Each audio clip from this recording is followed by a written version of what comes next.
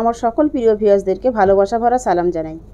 আজকে আপনাদের সঙ্গে শেয়ার করব বাসমতি চাল দিয়ে বাসন্তী পোলাওয়ের রেসিপি।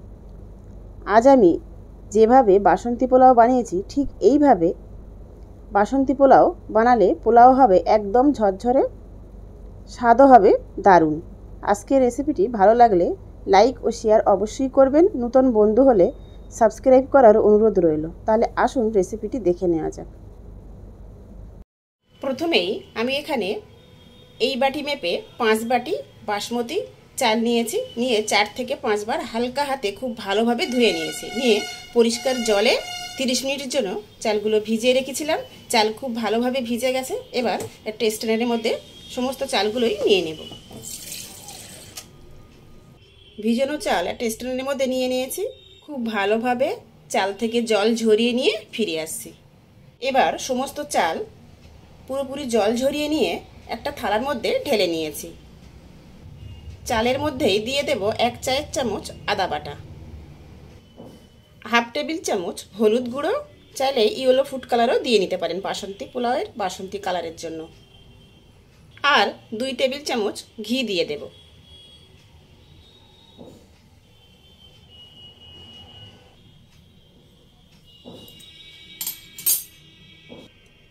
এবার হালকা হাতে উল্টে পাল্টে মিশিয়ে নেব।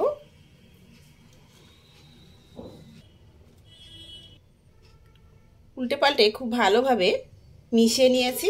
এবার একটা ঢাকা দিয়ে 20 থেকে 30 মিনিটের জন্য রাখবো। ফিরে এসেছি 30 মিনিট পর। বাসন্তী পোলাওয়ের ক্ষেত্রে চালটাকে ঠিক এইভাবেই রেডি করে নিতে হবে। এবার মূল রান্নাতে চলে যাব।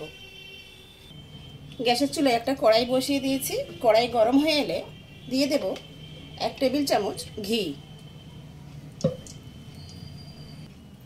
দেব 1 মুঠো কাজু বাদাম, কয়েক সেকেন্ড পরেই দিয়ে দেব 1 মুঠো কিশমিশ। নিজেদের আন্দাজ মতো কাজু কিশমিশের পরিমাণ দিয়ে দেবেন। লো ফ্লেমে 2 থেকে 3 মিনিট ভেজে নিয়েই উঠিয়ে নেব।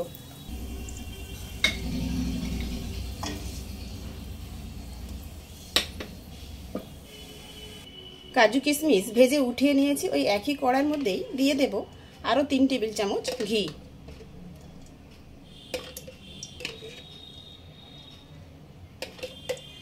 ঘি গরম হয়ে এলেই দিয়ে দেব 2টো তেজপাতা, 2 টুকরো ডালচিনি, 4টে ফাটিয়ে নেওয়া ছোটো এলাচ আর 4টে লং। কয়েক সেকেন্ড ফোড়নটাকে ভাজা হতে দেব। কয়েক সেকেন্ড পরেই আগে থেকে রেডি করে রাখা চালগুলো সব দিয়ে দেব।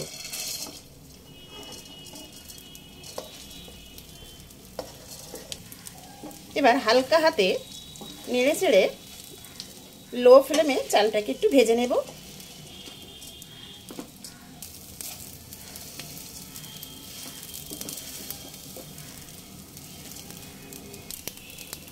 চালটাকে 2-3 মিনিট ভেজে নিয়েছি।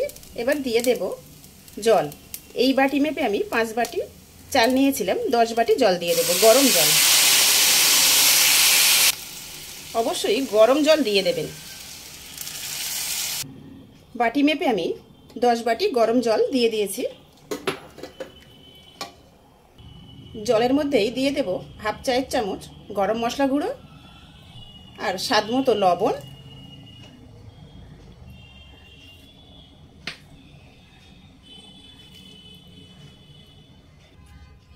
বাসন্তী পোলাও একটু মিষ্টি মিষ্টি হয়, কিন্তু আমাদের বাড়িতে কেউ পোলাও খুব একটা মিষ্টি পছন্দ করে না, তাই আমি 1 টেবিল চামচ চিনি দিয়ে দিলাম। আপনারা আমাদের পছন্দ মতোই চিনি দিয়ে দেবেন, বাড়িয়ে কমিয়ে। একটু হালকা হাতে মিশিয়ে নিয়ে এই পর্যায়ে জল একটু টেস্ট করে নেবেন, লবণ মিষ্টি। এবার ঢাকা দিয়ে লো ফ্লেমে 10 মিনিটের জন্য রান্না হতে দেব। ফিরে এসেছি 10 মিনিট পর। এবার ঢাকা খুলে নিয়ে দিয়ে দেব আগে থেকে ভেজে রাখা কাজু কিশমিশ আর 4টে চেরা কাঁচা লঙ্কা। এবার হালকা হাতে উল্টে পাল্টে মিশিয়ে দেব। হালকা হাতে উল্টে পাল্টে মিশিয়ে নিয়েছি। এবার ঢাকা দিয়ে লো ফ্লেমে আরও 3 থেকে 4 মিনিট হতে দেব। ফিরে এসেছি 4 মিনিট পর। আবারও হালকা হাতে একবার আস্তে আস্তে নেড়ে দেব, দিয়ে গ্যাসের ফ্লেম অফ করে দেব, দিয়ে ঢাকা দিয়ে 10 মিনিট স্ট্যান্ডিং টাইমে রাখবো। তারপর সার্ভ করে নেব। ফিরে এসেছি স্ট্যান্ডিং টাইমে রাখার পর। দেখে নিশ্চয়ই বুঝতেই পাচ্ছেন যে কত সুন্দর ঝরঝরে হয়েছে পোলাও।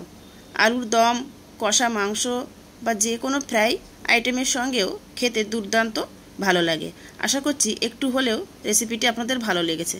ভালো লেগে থাকলে ভিডিওটিতে লাইক দেবেন, নতুন বন্ধু হলে ইউটিউব চ্যানেলটি সাবস্ক্রাইব করবেন, আর ফেসবুক পেজটি ফলো করার অনুরোধ রইল। ভিডিওটি শেষ পর্যন্ত দেখার জন্য সবাইকে ধন্যবাদ।